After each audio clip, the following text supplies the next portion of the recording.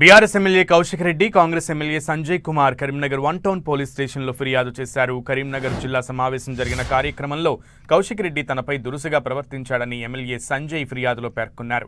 వెంటనే కౌశిక్ రెడ్డిపై చర్యలు తీసుకోవాలని కోరారు సంజయ్. ఇప్పుడు present Jagtial MLA doctor Sanjay మాట్లాడుతున్నారు. లైవ్ లో చూద్దాం.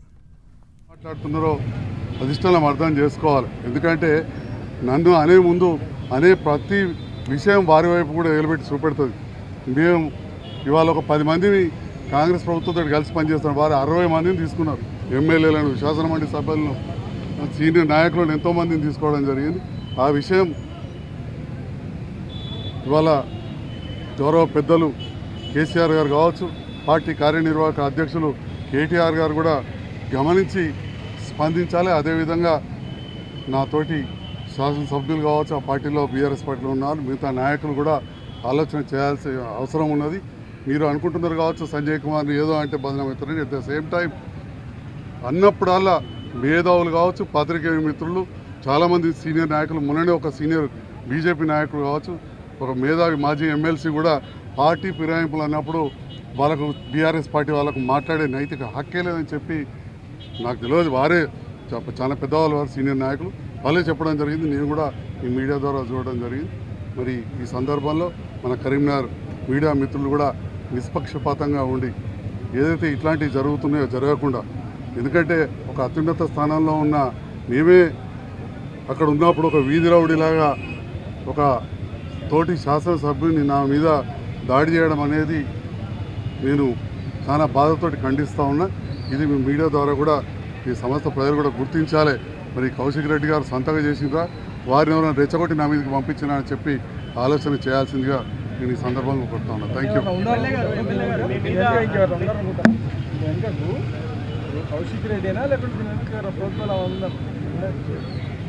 ఉండే అవకాశం ఉండవచ్చు, లేకపోతే ఒక్కడే కూడా చేయొచ్చు. ఎందుకంటే చాలా కేసులు బీఆర్ఎస్ పార్టీలకు రాకముందు ఉండే ఉన్నాయి కదా.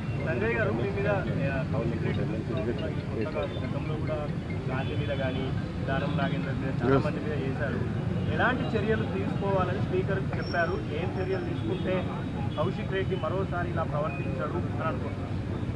నేను ఒక తోటి శాసనసభ్యునిగా మాటల దాడి కాదు, చేతుల దాడి కూడా జరిగింది. ఆయన చేతితోటి నా చేయి మీద కొట్టిండు కాబట్టి నేను స్పీకర్ గారిని ఖచ్చితంగా వారిపైన చర్యలు తీసుకోవాలి, సస్పెండ్ వారిపైన చర్యలు తీసుకోవాలని కోరిన స్పీకర్ గారు తప్పకుండా నివేదిక తెప్పించుకొని వారిపైన చర్యలు తీసుకుంటామని చెప్పి భావిస్తాం. సార్, ఇప్పుడు పార్టీ వివాదం వచ్చింది కదా, పార్టీ వివాదం రిపీట్ అయ్యే అవకాశాలు కూడా ఉండవచ్చు. అలాంటి సందర్భాల్లో ఆయన ఒక సవాల్ చేస్తున్నారు, పార్టీకి మీరు రాజీనామా చేసి దమ్ముంటే గెలవండి. దీన్ని మీరు ఎలా ఇస్తారో ఇలా నేర్తారా? బీఆర్ఎస్ పార్టీతోటి గతంలో పనిచేసిన వాళ్ళను ఎంతోమంది Congress, BJP, CPM, Bahujan Samaj party, Telugu Desam అన్ని పార్టీల నుంచి, వైఎస్ఆర్సీపీ నుంచి కూడా తీసుకున్న మరి కేసీఆర్ గారు, కేటీఆర్ గారు ప్రజలందరికీ మేము తప్పు చేసినాం అప్పుడని చెప్పి క్షమాపణ చెప్పి వాళ్ళు రాజీనామా చేస్తే ఇక్కడ నేను కూడా రాజీనామా చేస్తాను.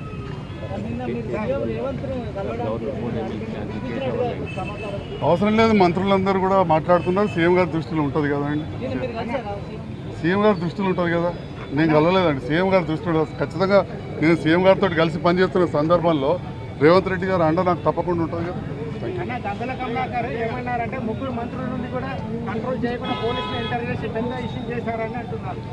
నాకు గంగుల కమలాకర్ గారు మంచి మిత్రుడు.